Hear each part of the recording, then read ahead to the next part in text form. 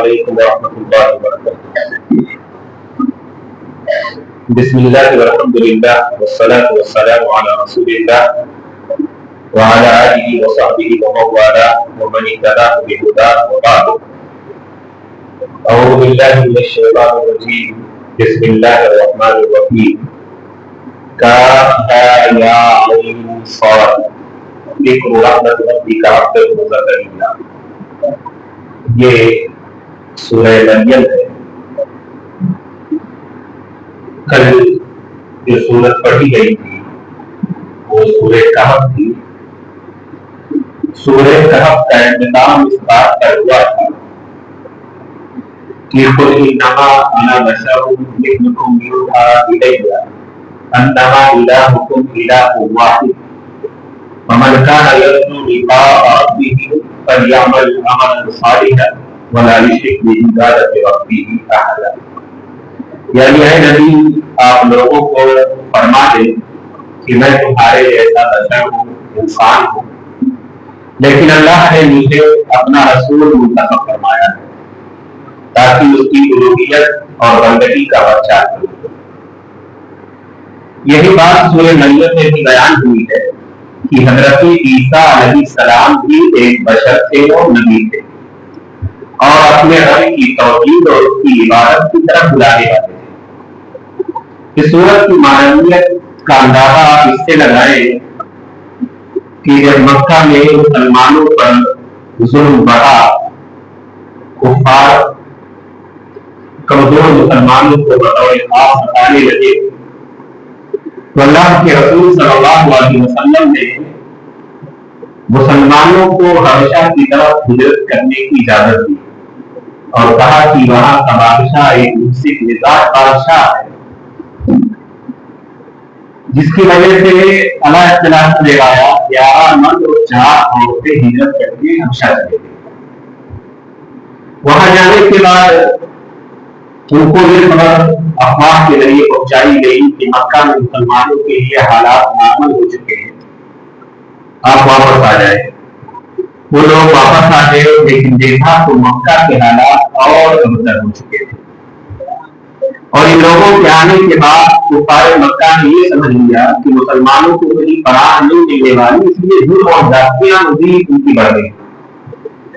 جب ظلم حد سے بڑھا تو اللہ کے رسول صلی اللہ علیہ وسلم نے پھر ایک مرتبہ اپنے صحابہ کو ہجرت کرنے کے لیے کہا اور حبشہ ہی کا مشورہ دیا، اور اس مرتبہ جو ہے اللہ کے رسول صلی اللہ علیہ وسلم کے کہنے سے مہاجرین کی جو جماعت ہجرت کرنے کے لیے تیار ہوئی وہ 83 مرد اور 8 عورتیں اختلاف ہوئے گئے، یعنی تقریباً 90 سے زائد افراد نے حبشہ کی طرف ہجرت کی۔ اور مکہ کا کوئی گھر اور خاندان ایسا نہیں تھا جس کا کوئی نہ کوئی عزیز اور قریبی رشتے دار ہجرت کر کے آ گیا۔ اس سے مکہ میں ایک افراتفری کا ماحول بنا کہ اگر ایسے ہی لوگ جاتے رہے اور دوسری جگہ انہوں نے قدم جوان دیے تو ہمارے لیے مسائل پیدا ہوں گے، اور انہوں نے جو ہے ایک وقت ترتیب دیا اور اس وقت میں 2 لوگوں کو اس کام کے لیے حبشہ روانہ کیا کہ یہ جا کر کے مسلمانوں کو وہاں سے واپس لائے۔ اس وقت میں عبداللہ بن ابی ربیعہ تھا جو ابو جہل کا سوتیلا بھائی تھا، اور دوسرے جو ہے وہ عمر بن عاص تھے۔ 2 لوگ گئے اور وہاں پر حبشہ کے حکمراں نجاشی سے ملے۔ حبشہ کے تمام حکمرانوں کا لقب نجاشی ہے، اس طرح سے مصر کے تمام بادشاہوں کا لقب فرعون، اور روم کے تمام بادشاہوں کا لقب قیصر، اور ایران کے تمام بادشاہوں کا لقب کسریٰ ہوا کرتا تھا۔ ایسے ہی حبشہ میں جو بھی بادشاہ ہوتا تھا وہ نجاشی کہلاتا تھا، اور جو نجاشی بادشاہ اسلام لائے تو اس کا نام اسحمہ تھا۔ تو پہنچے یہ لوگ اور ان کے دربار میں اپنی پیشی رکھی، تحفے تحائف لے گئے، وزراء کو پیش کیے اور اپنی بات وہاں تک پہنچائی۔ دربار میں طلب ہوئے، انہوں نے اپنی بات رکھی کہ ہمارے کچھ باغی لوگ ان سے بغاوت کر کے چلے آئے ہیں اور آپ کے یہاں انہوں نے بیان پناہ لی ہے، ہم اسے یہ کر کے جانا چاہتے ہیں۔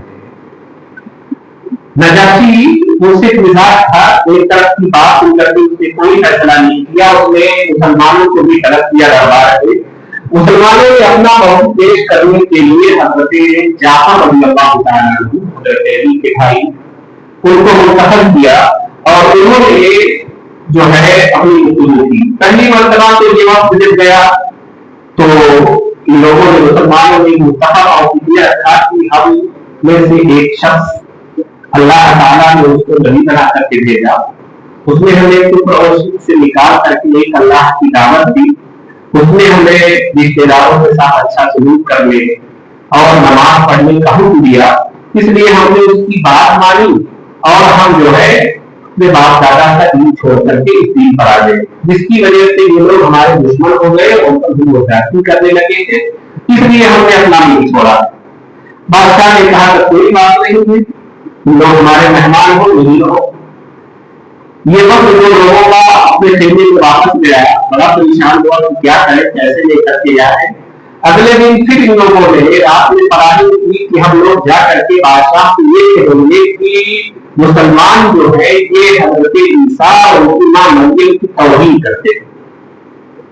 जब अगले दिन दरबार लगा, कुफारे मक्का का वक्त आया, उसकी अपनी बात रखी जो है बादशाह वक्त, आप लोग नहीं जानते हैं ये लोग तमाम मज़ाहिब के बागी, यहाँ तक कि आपके मजहब के भी बागी है और हजरत ईसा और मरियम की तौहीन करते हैं। फिर मुसलमानों को तलब किया गया, मुसलमानों की नुमाइंदगी हजरत जाफर रज़ियल्लाहु ताला अन्हु ने की और जब इस मसले में पूछा गया बादशाह की तरफ से कि हजरत ईसा और मरियम के ताल्लुक से मुसलमानों का मौक़िफ़ क्या है, उस मौके पर हजरत जाफर रज़ियल्लाहु ताला अन्हु ने जो आयतें पढ़ी वो इसी सूरत की आयतें थी जिनमें हजरत ईसा अलैहिस्सलाम की वालिदा अम्मा से कैसे अल्लाह ताला ने हजरत ईसा की पैदाइश की और फिर उसके बाद इस बात का जिक्र है कि किस तरह से मौजूदाना तौर पर हजरत ईसा अलैहिस्सलाम ने अपनी माँ के गोद में जब बच्चा बोलता नहीं है उस वक्त उन्होंने गुफ्तगू की। इन आयात को जब पेश किया तो बादशाह ने टिक्का उठाया जमीन से और कहा कि जो बातें तुमने कही है ईसा अलैहिस्सलाम मुझसे ज्यादा है तुमके के बराबर, मैं तुमके के बराबर कम हूं, बिल्कुल सही बातें तुम्हारी है और आज से तुम सरकारी मेहमान हो, तुम्हारे साथ कोई जाति नहीं की जाएगी। और ये वक्त वापस आ गया। इन आयात में जो बात कही गई है उसका यहाँ पर जिक्र किया। हजरत मरियम अलैहिस्सलाम के ऊपर जब तोहमत लगी, चूंकि बगैर बात की पैदाइश हुई थी हजरत ईसा की मौजूदाना तौर पर, और कौम के लोगों ने यहाँ तक कह दिया कि या मुस्तहाउना आसाना अबूक माताओं ममातुम का नकुल बदिया कि है हारून की बहन, ना तो तेरा बाप कोई बुरा आदमी था और ना तेरी माँ कोई बदकार औरत थी, उससे ईमान कैसे हो गया। हजरत मरियम ने तो गुफ्तगू नहीं की, आशा रखती रही, उन्होंने बच्चे की तरफ गोद में हजरत ईसा को ये की, उनकी तरफ इशारा किया कि जो पूछना है इससे पूछो, ये बताएगा। कौम ने कहा कि हम उस बच्चे से कैसे बात करें जो भी माँ की गोद में है, वो क्या हमसे गुफ्तगू करेगा। अब्दुल्लाह, उस मौके पर हजरत ईसा अलैहिस्सलाम जो भी माँ के गोद में थे बोल उठे और कहा इन्नी अब्दुल्लाही, बिला शुबहा मैं अल्लाह का बंदा हूँ, अल्लाह ताला ने मुझे किताब अता की है, वजअलनी नबिय्या, और अल्लाह ताला ने मुझे नबी बनाया है, वजअलनी मुबारकन फीमा कुंत, और अल्लाह ताला ने मैं जहां भी रहूं मुझे बाबरकत बनाया है, वह औसानी की सलात व ज़कात, और मुझे नमाज की और ज़कात की वसीयत की है माज़ूर को हैया, जब तक मैं जिंदा रहूं, मगर दीवानी लती, और मुझे अपनी माँ का फरमा बनाया है, वलम यजअलनी जब्बारन शक़िय्या, और मुझे सरकश और बदबख्त नहीं बनाया है, वस्सलामु अलैया, और उन पर सलामती नाज़िल होती है जिस दिन मैं पैदा हुआ, जिस दिन मैं मरूंगा और जिस दिन मुझे दोबारा जिंदा उठाया जाएगा। ये इसके बाद है दानी का ईसा बिन मरियम, ये है ईसा बिन मरियम। गोया कि ये एक तरह से तारुफ था ईसा बिन मरियम का, जो अपना के सामने पेश किया गया कि ईसा बिन मरियम ये है। इसी पर जो है नजाशी बादशाह ने कहा कि यकीनन ये बात और सही है, ना तो ज़रासी कमी की जा सकती है, ना इसमें कुछ ज्यादती की जाती है। इन आयात में جو تعارف پیش کیا ہے حضرت عیسیٰ علیہ السلام نے، اس میں ایک بات حضرت عیسیٰ علیہ السلام لیتے ہوئے کہ اللہ تعالیٰ نے مجھے بابرکت بنایا ہے. ہم بار بار برکت کے لفظ سنتے ہیں. کل کی پرسوں کی گفتگو میں بھی آیا کہ شام کا پورا علاقہ بابرکت ہے، مبارک ہے. تو برکت ہے کیا؟ برکت کا معنی کیا ہے؟ برکت کہاں کہاں ہوتی ہے؟ برکت کیسے حاصل کی جا سکتی ہے؟ شریعت میں اس کے تعلق سے بھی تعلیمات موجود ہے. برکت کا معنی ہوتا ہے خیر کثیر، بہت زیادہ خیر. خیر والا بھلائی سے ہر طرح کی بھلائی، ہر طرح کی اچھائی، ہر طرح کا خیر زیادہ ہو، مسلسل رہے، باقی رہے، ختم نہ ہو، تو وہ برکت ہے. اس کے ساتھ ساتھ اس کی نفع آسانی عام ہوتا فائدہ بہت زیادہ ہو اور وہ بھی برابر برقرار رہے تو وہ برکت ہے. اور آپ دیکھیں گے کہ یہاں پر حضرت عیسیٰ علیہ السلام نے اپنی ذات کو بابرکت کہا ہے. حضرت عیسیٰ کی برکت کیا تھی؟ حضرت عیسیٰ کی برکت یہ تھی کہ ان کی پیدائش سے ان کی ماں کی پاکیزگی ثابت ہوئی، ان کی دعوت سے لوگوں کو اللہ کی وحدانیت ملی، اور ان کا ایک فائدہ ان کی قوم کو یہ بھی پہنچا، جیسا کہ دوسری جگہ آیا ہے قرآن مجید میں، میں اللہ کے اذن سے مرض کی بیماری والے اور اندھے بہرے شخص کو شفا یاب کر دے گا. وہ یہاں تک کہ میں تم باذن اللہ کہہ کر کے مردے کو بھی زندہ کر دیتا. یہ بھی ایک قوم کو فائدہ تھا کہ بیماروں کو شفا مل جاتی تھی، اسی لیے ان کو عیسیٰ مسیح کہا جاتا ہے. تو وہ شفا دیتے تھے اور جو ہے اللہ کے اذن سے زندگی بھی دے دیتے تھے. یہ حضرت عیسیٰ کی برکت تھی. اور برکت ایک شخص میں بھی ہو سکتی ہے، ایک خاندان میں بھی ہوتی ہے، برکت بعض مقامات میں ہے، برکت بعض شہروں میں ہے، برکت جو ہے انسان کی زندگی میں ہوتی ہے، کبھی اس کے جو ہے اولاد میں ہوتی ہے. بہت سارے مقامات ہیں جہاں برکت ہو سکتی ہے. اسی لیے آپ دیکھیں گے کہ رمضان کو حدیث میں کہا گیا ہے کیا رمضان مبارک، رمضان مبارک مہینہ ہے. بولا کہ رمضان بھی برکت والا مہینہ ہے، لیکن کسی برکت والی چیز سے اس کی برکت سے فائدہ اٹھانا چاہیں گے تبھی آپ اٹھا پائیں گے. آپ کو یہ بابرکت مہینہ ملا ہے، آپ دوسر گزار دیں، آپ روزے نہ رہیں، آپ تلاوت نہ کریں، آپ قرآن نہ پڑھیں تو برکت ہے لیکن آپ اس سے فائدہ نہیں اٹھا پائیں گے. تو رمضان کا مہینہ بابرکت ہے. حدیث میں رمضان کے مہینے کو کہا گیا، ایسے ہی رمضان کا آخری اشرا اس میں اور بابرکت ہے. اس آخری اشرے میں کہاں آتے مزید برکت والی ہے. اس کو قرآن نے کہا کہ لیلۃ المبارکہ، یہ اللہ کی لیلۃ المبارکہ، ہم قرآن کو ایک برکت والی رات میں اتارا ہے اور یہ قدر کی رات بھی اس میں قرآن اترا. تو یہ ایام میں بھی ہفتے میں جمعہ کا دن بابرکت ہے، ہر ہفتے میں جمعہ کا دن برکتوں والا ہے. اور جنگوں میں آپ دیکھیں گے تو آپ دیکھیں گے کہ مکہ بابرکت ہے. مسجد حرام کو کہا گیا ہے ان اول بیت وضع للناس الذی ببکہ مبارکا، پہلی مسجد جو مکہ میں بنائی گئی وہ برکت والی ہے. بلکہ شریعت کے عمومی قاعدے بتاتے ہیں کہ تمام مسجدیں برکت کی جگہ ہیں. ہاں ان سب میں حرم، مسجد نبوی اور مسجد اقصی، ان تینوں کی خصوصی برکت ہے. مکہ کے بارے میں حضرت ابراہیم خلیل اللہ نے دعا کی تھی برکت کے لیے. اللہ کے رسول نے اپنی دعا میں کہا کہ اے اللہ تعالیٰ، جس طرح سے تجھ سے تیرے بندے، تیرے نبی، تیرے خلیل نے مکہ میں برکت کی دعا کی تھی، میں تیرا بندہ اور تیرا نبی اپنے مدینہ کے لیے اسی طرح اور اتنا ہی مزید برکت چاہتا ہوں. اللہ کے رسول نے مدینے میں برکت کے لیے دعا کی، اللہ کے رسول نے یمن میں برکت کے لیے دعا کی، اللہ کے رسول نے شام میں برکت کے لیے دعا کی. تو یہ تمام جگہیں برکت والی ہیں، لیکن ان کی برکت کا معنی یہ نہیں ہے کہ ہم مکہ جائیں تو کھانے کعبہ کی گلاس پاٹ کر لے آئیں یا بکری کی جو ہے مٹی کھود کر کے آئیں یا گاڑے ہیرے کا پتھر لے کر کے آئیں.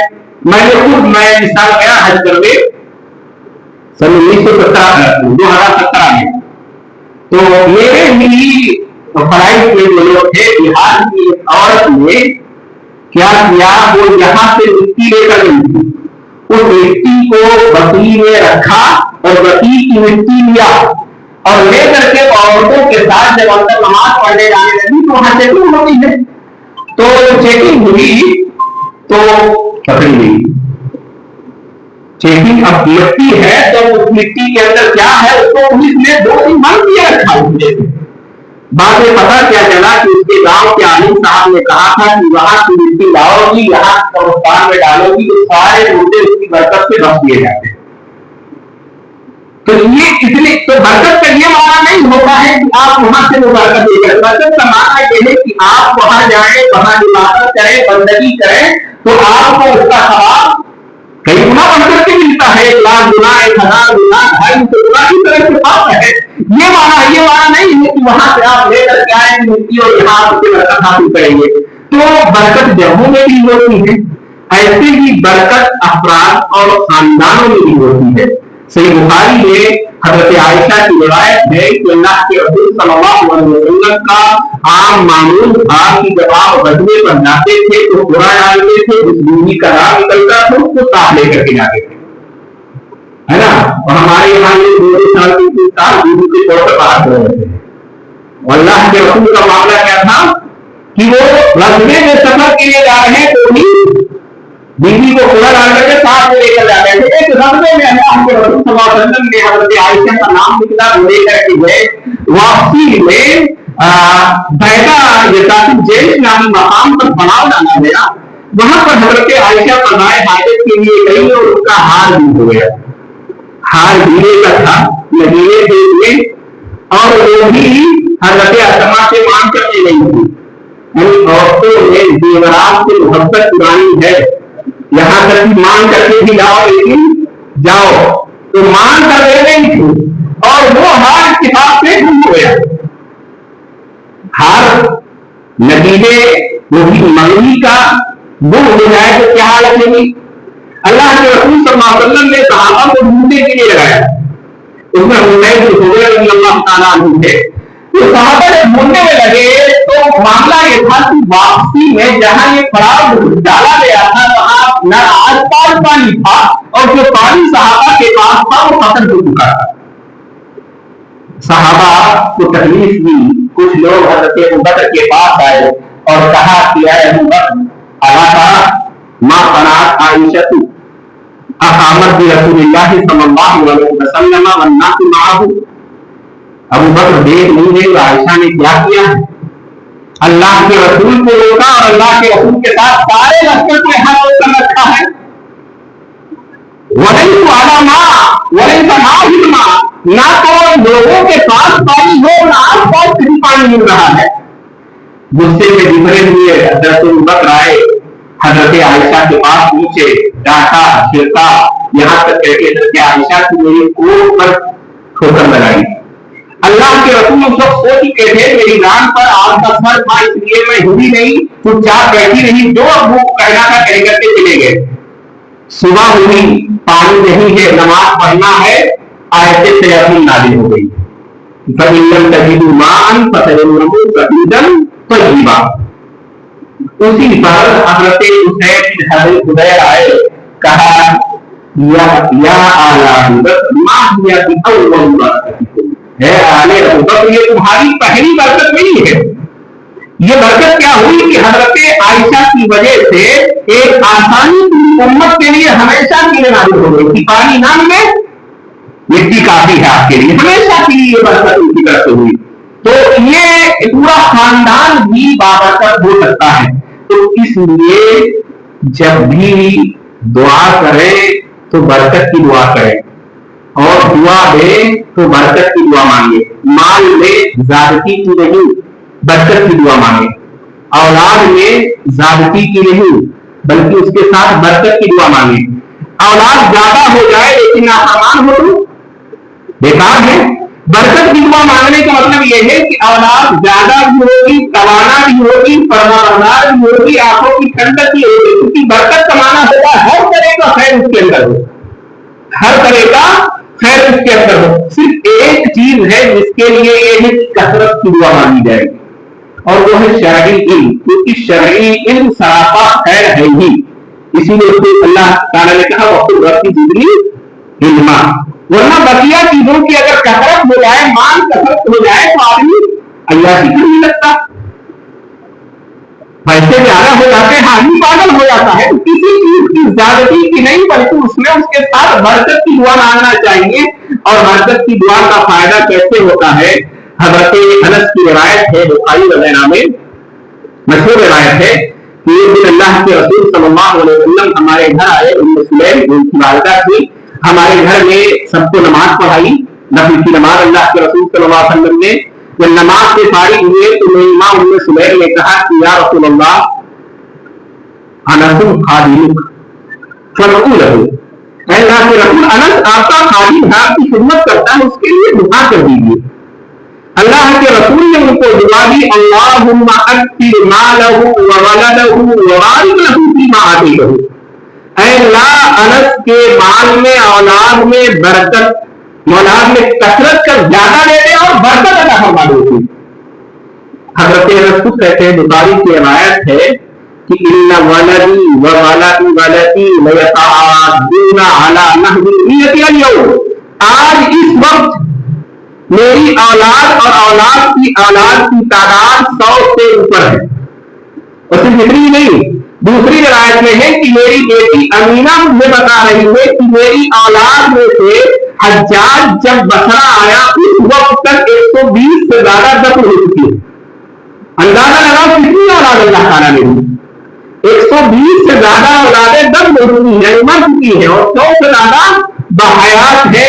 اور انس رضی اللہ تعالیٰ عنہ اس ایک دور میں مدینہ کے سب سے مالدار ہو گئے، حالانکہ اللہ کے رسول کے خادم تھے، کوئی باپ کی جائیداد نہیں پڑی ہوئی تھی، لیکن اللہ نے برکت سے نوازا تو مدینہ کے سب سے مالدار شخص حضرت انس بن گئے.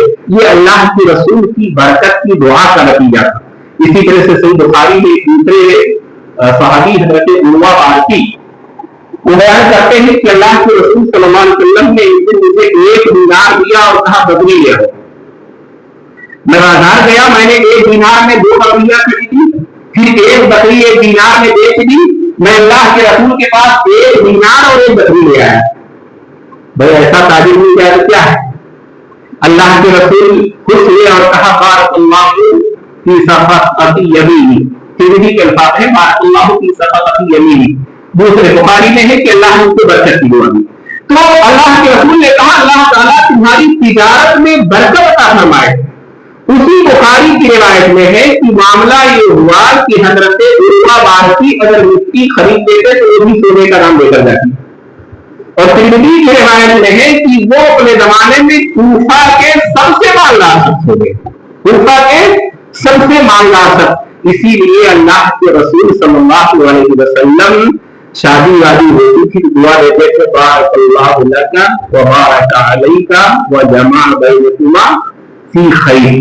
تو ہم کو بھی دعا دینی ہو تو بھی برکت کی دعا دیں، اور دعا اپنے لیے کرنی ہو تو زیادتی کے ساتھ ساتھ برکت کی دعا مانگے، کیونکہ زیادتی نقصان کر سکتی ہے لیکن برکت آپ کے لیے یا ہمارے لیے نقصان نہیں کرتی ہے. اور جب یہ برکت اولاد میں آ جائے، عمر میں آ جائے، وقت میں آ جائے یا علم میں آ جائے، کاموں میں آ جائے تو پھر نہ پوچھیے کہ کیا ہوتا ہے. ہمارے اخلاق کی زندگیاں جو ہم پڑھتے ہوئے کہ شیخ الاسلام ابن تیمیہ رحمہ اللہ نے 65 سال کی عمر پائی اور 600 کتابیں لکھی، 600 کتابیں.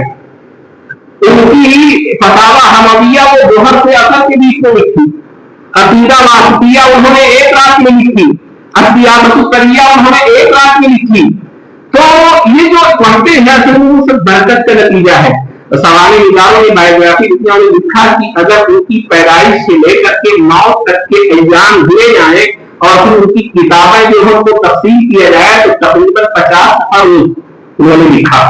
حالانکہ آدمی پیدا ہوتے ہی لکھنا شروع نہیں کر دیتا. حضرت امام ابن تیمیہ کا معاملہ یہ ہے کہ جہاد میں شرکت کی، تاتاریوں کے خلاف جہاد کیا. ان کی زندگی کا آخری کئی سال جیل میں گزرا. وہ اس کے ساتھ ساتھ جو ہے تدریس کا بھی کام کرتے تھے، لکھنے کا بھی کام کرتے تھے. تو اس کے باوجود اتنا کام کیسے وہ لوگ کر لیتے تھے؟ ہم لوگ اتنی کتابیں پڑھ نہیں پاتے جتنا وہ لکھ کرتے چلے گئے. امام نووی جو ہے کل 45 سال انہوں نے مسلم کی شرح لکھی ہے، 40 سے زیادہ کتابیں لکھی. हाफिज इब्न हजर बुखारी के शारे हैं, तकरीबन 300 किताबें लिखी, तकरीबन 300 किताबें लिखी है और सारी किताबें कुल बारी कई उर्दू में है।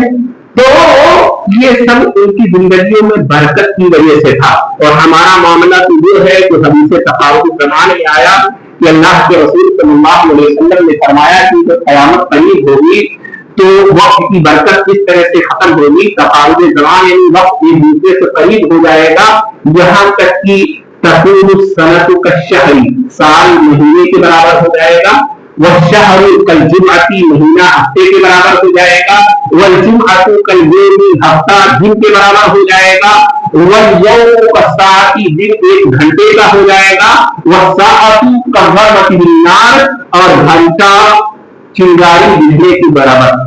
क्या मतलब, साल में 365 दिन के बजाय 30 दिन होंगे। अब ये मतलब नहीं है कि अब महीने में 30 दिन के बजाय 60 दिन होंगे, मतलब ये है कि बरकत वाले लोग जो काम साल भर में करते थे, महीने में करते थे, हम साल भर में कर पाएंगे। वो काम जो हफ्तों में होने वाला वो हमारा महीनों में होगा, और जो एक दिन का काम वो हमारा हफ्ते में होगा। तो वो कितनी बरकत खत्म हो जाती है। और बरकत हासिल कैसे होगी? ईमान और तकवा से।